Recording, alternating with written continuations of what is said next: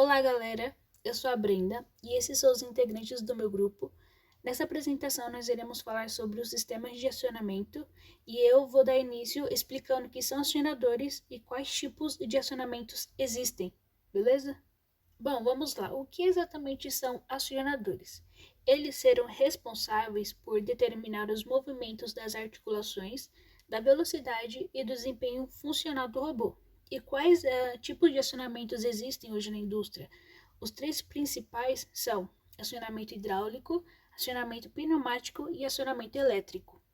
Acionamento hidráulico. Como que ele funciona? Ele consiste basicamente em gerar movimento através da pressurização de um fluido sob pressão. Vai resultar ali uma força mecânica. E o que é esse fluido hidráulico? É um óleo à base de petróleo que será usado como um meio de transmissão de energia. E ele é o elemento vital de um sistema hidráulico. Podemos, em teoria, aplicar o princípio de Pascal. É uma lei da hidrostática que vai envolver a variação de pressão hidráulica no óleo em equilíbrio, ou ali no fluido em equilíbrio. Transmissão de força em função da área, ou seja, a pressão aplicada sobre um fluido em equilíbrio estático, um óleo em equilíbrio estático, ela vai ser distribuída igualmente. Podemos calcular por pressão é igual a força dividido pela área. E um exemplo onde ela se aplica nas prensas hidráulicas, elevadores hidráulicos, freios hidráulicos, enfim, entre outros. Tá, e os principais componentes desse sistema? Nós temos os motores hidráulicos. Eles têm o objetivo de converter energia hidráulica em energia mecânica e também são responsáveis pelo fluxo de óleo pelo sistema. E nós temos três tipos principais de motores. Motor de palheta, eles possuem em sua estrutura um rotor e palhetas. Quando o óleo sob pressão for introduzido no sistema, vai fazer com que as palhetas sejam empurradas e o motor funcione. Temos o motor de engrenagem, ele consiste basicamente em um par de engrenagem rotacionando dentro de um compartimento estreito. O óleo ele vai entrar por um dos lados desse compartimento e vai ser transportado ao ponto de descarga. E esses dentes da engrenagem vão evitar que o óleo retorne. O motor de pistão ele vai funcionar através da movimentação rotacional desses pistões e eles serão mais eficientes e propícios para o uso em pressões mais altas e velocidades mais altas também. Nós temos também as bombas hidráulicas. Elas praticamente possuem o mesmo nome dos motores hidráulicos, porém elas vão funcionar por meio da geração de uma pressão interna que vai direcionar ali o óleo para as partes designadas do sistema. A diferença entre eles é que a bomba hidráulica ela vai adicionar energia ao sistema através de empurrões ao óleo. Já os motores eles vão atuar como um atuador rotativo e vão desenvolver torque. O que seria esse torque? O torque do motor ele vai ser uma força aplicada sobre determinado corpo, ou uma força gerada sobre um corpo, com a finalidade de rotacionar esse corpo para produzir movimento. E movimento é rotacional. E nós podemos calcular por torque é igual a F, que é força, em newtons, vezes a distância, que vai ser em raio. Nós temos também os cilindros, eles se destacam no sistema de articulações das máquinas, onde seu movimento vai ser definido de acordo com a entrada e saída do óleo no cilindro. Ou seja, quando o óleo ele entrar pelo cilindro, ele vai movimentar o pistão, e esse pistão vai fazer um movimento linear. Nós temos as válvulas também, elas possuem a função de controlar ali a potência do sistema, e dentre elas existem três tipos principais, que são as válvulas direcionais, que controlam a direção, o sentido do movimento. Nós temos as válvulas de vazão, que vão controlar a velocidade do fluxo ali do óleo, e nós temos a de pressão, que vão controlar a força, a pressão do sistema. E por último, nós temos o tanque de óleo, ali onde vai ficar armazenado o óleo hidráulico, onde ele vai ficar ali guardado. Acionamento pneumático, como ele funciona? Os acionamentos pneumáticos, eles são bem semelhantes aos acionamentos hidráulicos, porém a diferença entre eles é que o acionamento hidráulico ele vai utilizar óleo sob pressão e o acionamento pneumático ele vai utilizar o ar comprimido. E os principais componentes desse sistema são o dispositivo de bombeamento, o compressor de ar, que vai ali fornecer energia ao sistema. Nós temos também as válvulas. elas vão funcionar da mesma maneira como funciona no acionamento hidráulico, vão controlar a pressão, a potência do sistema. Vamos ter também os atuadores, que são os cilindros, os motores, atuadores rotatórios, e outros componentes que também vão funcionar da mesma maneira como funciona no acionamento hidráulico. E por último, nós teremos o componente de suporte, silenciadores pneumáticos é um deles. Eles são acoplados aos cilindros e serão utilizados para redução de ruídos. Eu trouxe aqui uma exemplificação do sistema pneumático, onde nós temos a geração, que vai ter ali o dispositivo de bombeamento, que vai bombear o ar comprimido atmosférico e já filtrado para a distribuição. Na distribuição nós teremos os tubos e as mangueiras, e na aplicação nós teremos ali a movimentação do braço robótico em sua finalidade. E por fim, o baixo custo de acionadores pneumáticos e da geração de ar comprimido faz com que a automação pneumática seja mais adequada se o trabalho a ser realizado for simples. Ali, fixação de peças, separação de objetos ou ações chamadas genericamente de operações peg-põe. E esse sistema é muito utilizado nas indústrias automobilísticas e nas indústrias alimentícias. Métodos de acionamento. Bem, há dois tipos: o de acionamento indireto e o direto. No caso do acionamento indireto, quando os atuadores das juntas são muito pesados, os fabricantes tentam reduzir o peso nas juntas próximas ao pulso e transferir esse peso, quanto possível, para a base, conseguindo uma capacidade de carga muito maior para o braço usando polias, correntes, rodas dentadas, engrenagens e outros tipos de transmissão de potência, deixando o atuador afastado da junta movida por ele. Já o acionamento direto, o acionador é adaptado diretamente na junta, resultando em maior precisão e rendimento de potência que outro tipo de acionamento. Considerando o acionamento direto, quando o acionador estiver fixado no lado do motor, devido ao baixo torque de unidade de peso alcançado pelos motores elétricos, é preferível usar eles em conjunto com redutores de engrenagens, que aumentam o torque, apesar de reduzirem a velocidade. Transmissão de potência.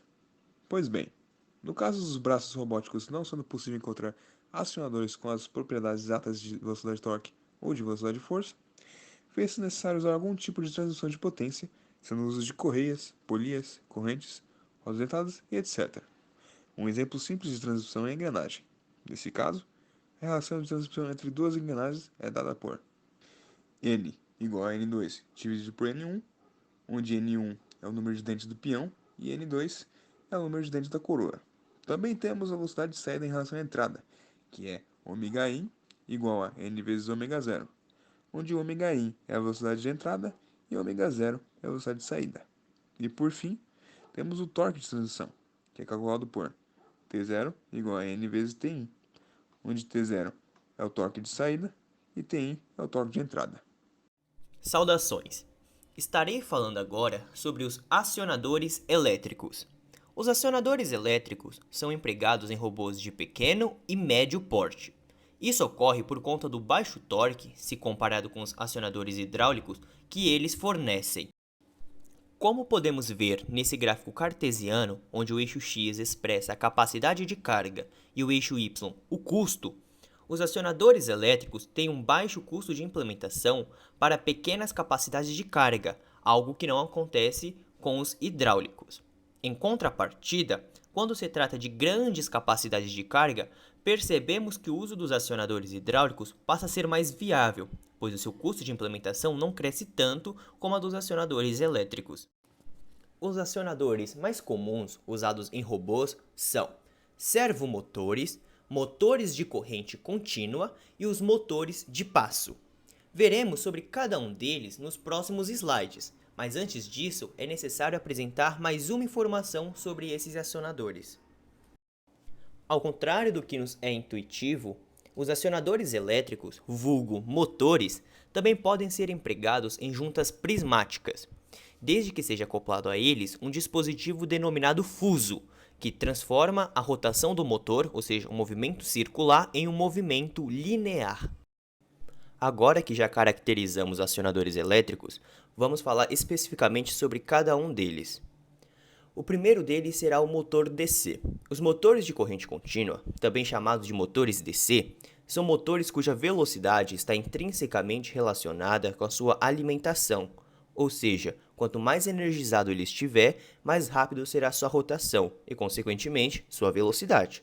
Além disso, seu movimento de rotação pode ser tanto no sentido horário quanto no sentido anti-horário. Basta inverter a polaridade de sua alimentação. Exemplo, positivo e negativo geram um movimento horário e o negativo positivo um movimento anti-horário. O motor DC ele funciona através do eletromagnetismo, como podemos ver nesse GIF. Ele é composto por algumas bobinas que, ao serem energizadas, transformam-se em um eletroímã. E através do acionamento dessas bobinas, uma de cada vez, como podemos ver no gráfico, ocorre a rotação do motor. O segundo motor que trataremos agora é o servomotor. O servomotor é constituído por um motor DC, ou seja, um motor de corrente contínua, uma caixa de redução, um sensor de posicionamento angular e um sistema de realimentação. Como já tratamos anteriormente sobre o motor DC, vamos focar nos demais componentes do servomotor. Pois bem, a caixa de redução é um dispositivo mecânico composto por diversas engrenagens que tem a função de reduzir a velocidade do motor e aumentar o seu torque. O sensor de posicionamento angular é um dispositivo que é acoplado no eixo de rotação e tem como função coletar a posição atual desse eixo e transmitir tal informação para o sistema de controle. Já o sistema realimentado é a parte responsável por controlar o motor. Ele recebe a informação dos sensores de onde o eixo do motor está e passa a informação para o motor de onde o eixo deveria estar. Os sensores de posicionamento angular mais usados nesse tipo de motor os resolvers e encoders. Os encoders podem ser divididos em dois, codificadores ópticos absolutos e codificadores ópticos incrementais. Pois bem, os resolvers é um sensor de saída analógica que, por meio de sinais elétricos, transmite a posição do eixo do motor. Como ele não possui eletrônicos integrados a si, ele pode resistir a ambientes extremos, como altas temperaturas, choques e vibrações mecânicas. Porém, por se tratar de um dispositivo analógico, é necessário haver um conversor de sinais analógicos para digitais. Além disso, seu custo de implementação é extremamente alto. Por esse motivo, ele não é de uso padrão. Os codificadores ópticos absolutos é um sensor com saída digital que transmite a posição exata a qual o eixo do motor se encontra. Portanto, caso haja alguma falha no sistema ou na alimentação, é possível saber qual posição o eixo estava.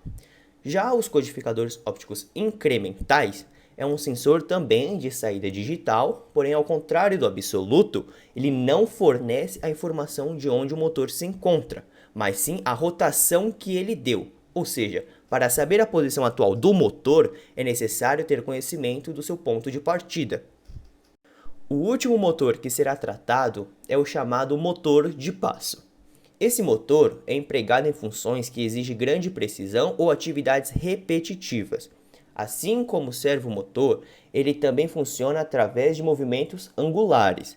Porém, o que os diferencia é que os motores de passo não precisam de sensores de posicionamento angular. Eles são controlados pelos chamados passo, que pode ser meio passo ou passo completo. O passo completo, como podemos ver no GIF, é dado a partir do acionamento de uma bobina por vez. Pegando o exemplo do gráfico, enquanto a bobina B0 está acionada, a B1, a B2 e a B3 estão desligadas. Porém, com o passar do tempo, a B1 é acionada, mas dessa vez a B0, a B2 e a B3 estão desligadas, e assim acontece consecutivamente. O meio passo é dado pelo acionamento de duas bobinas simultaneamente, como podemos ver no GIF. Pegando o exemplo do gráfico, ao mesmo tempo em que a B0 está acionada, a B1 também está.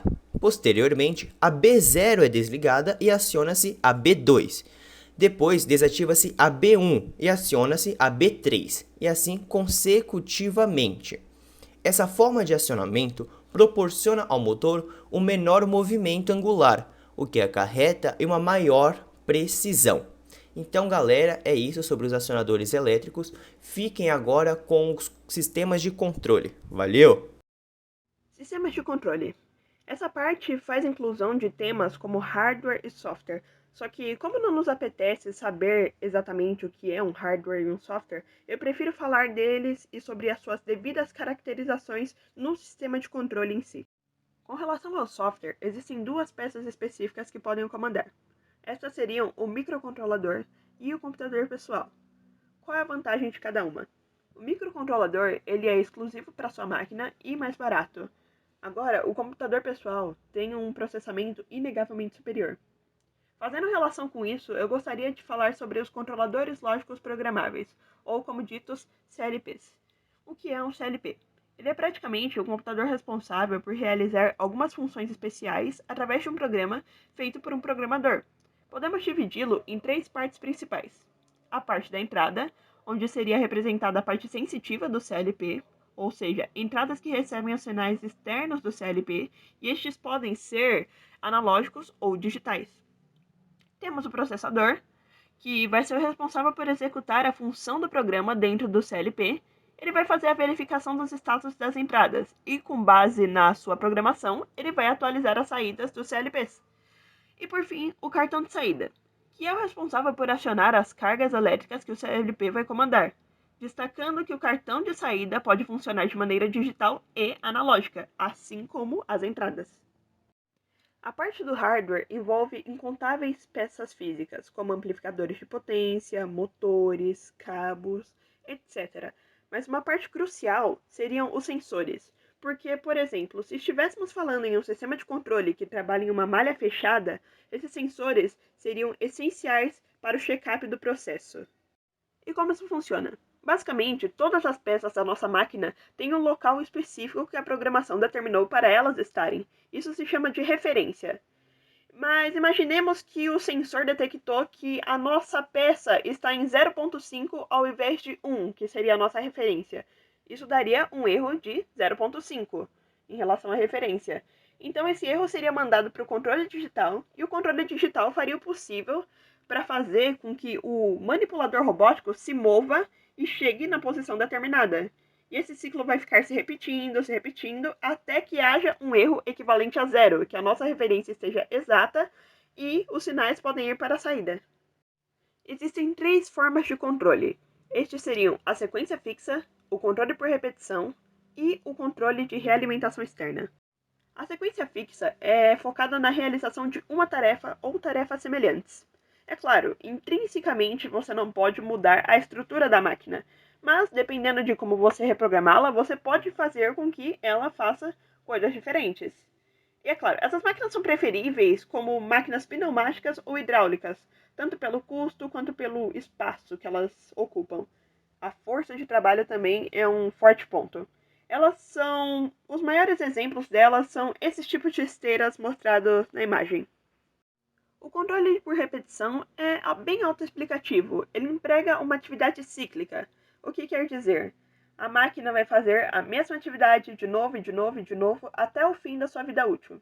E existem dois tipos de controle de repetição, que é o controle de trajetória ponto a ponto, ou controle PTP, e o controle de trajetória contínua, o controle CP. No controle de trajetória ponto a ponto, emprega a ideia simplista de que a máquina simplesmente tem que ir de um ponto A até um ponto B, independente da trajetória que percorra. Até porque a trajetória é um meio que vai ser simplesmente dependente de quem o controla, não é uma coisa pré-definida. No controle PTP, o mecanismo executa um ciclo que passa por pontos no espaço previamente definidos durante a programação e que ficam armazenados na memória do controlador. Os tipos de trajetória que existem para definição são a máxima velocidade em todas as juntas e a velocidade ajustável para sincronismo. Essas aqui são imagens representativas de cada estratégia. A primeira imagem mostra a máxima velocidade em todas as juntas e a segunda imagem mostra o sincronismo. Como funciona cada uma? Ambas têm o objetivo de ficar com a junta 1 perpendicular ao chão, ou seja, no ângulo de 90 graus, e a segunda num ângulo de 45 graus, como está mostrando no pontilhado. O que acontece? Na primeira ação da máxima velocidade da primeira imagem, a junta 1 vai chegar até o ponto 2 e ela ainda vai ter que percorrer do ponto 2 até o ponto 3, Porém, a junta 2, ela já vai ter percorrido todo o seu trajeto. Então, no final, do ponto 2 até o ponto 3, o único que vai se mover é a junta 1, a junta que está na base. Enquanto a junta 2, ela vai ficar parada. Por isso que tem essa lacuna na trajetória. Agora, já com a imagem 2, é diferente, porque ambas as juntas vão agir em sincronia, como o próprio nome já dá, sincronismo, e elas vão fazer um trajeto de uma forma com que ambas terminem ao mesmo tempo nas posições pontilhadas determinadas. É tanto que por isso que tem uma curva muito mais lisa. O controle de trajetória contínua é caracterizado pela procura de um trajeto mais suave, em outras palavras, com maiores graus de suavidade, onde o operador pode especificar o tipo de trajetória entre dois ou mais pontos fornecidos. Essa imagem mostra como o esquema funciona. Basicamente, existem os pontos que foram fornecidos, essas bolinhas pretas, pelo próprio controlador. E essas bolinhas pretas vão fazer com que a gente possa ter duas trajetórias extras, que seria a trajetória circular e uma trajetória retilínea para calcular. Com esses pontos já definidos, a gente pode fazer, através da máquina, a máquina vai fazer pontos calculados, que são esses pequenos losangos brancos. E, através destes pontos calculados com os pontos já pré-definidos, fornecidos, podemos criar uma trajetória muito mais suave, um pouco mais lisa. Digamos que ela tem mais curvas. A outra forma de executar uma leitura de uma trajetória contínua seria basicamente assim. Um operador movimentaria um braço numa trajetória, efetuaria a leitura da posição angular das juntas e a cada intervalo armazenaria a posição para a próxima execução. O que seria isso? Existem duas formas disso acontecer. O controlador pode estar, através de um computador, movendo a máquina, e assim que o processo terminar, a máquina vai lembrar do processo e vai começar a realizá-lo sozinha.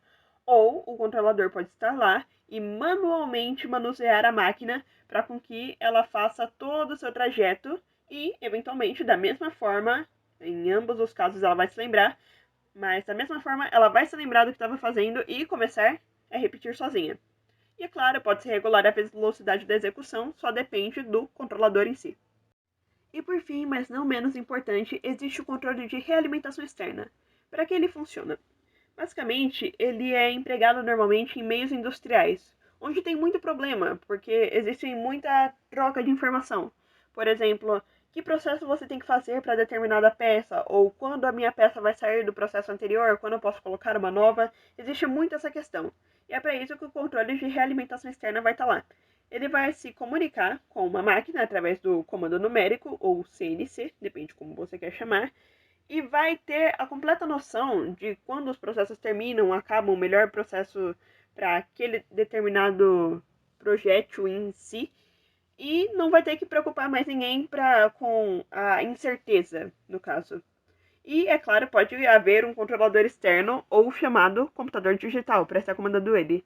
A imagem aqui, no caso, mostra um meio industrial no qual ele está sendo empregado no meio automobilístico para a montagem de um carro. E esta é a apresentação. Agradecemos muito pela sua atenção e muito obrigada por ouvir.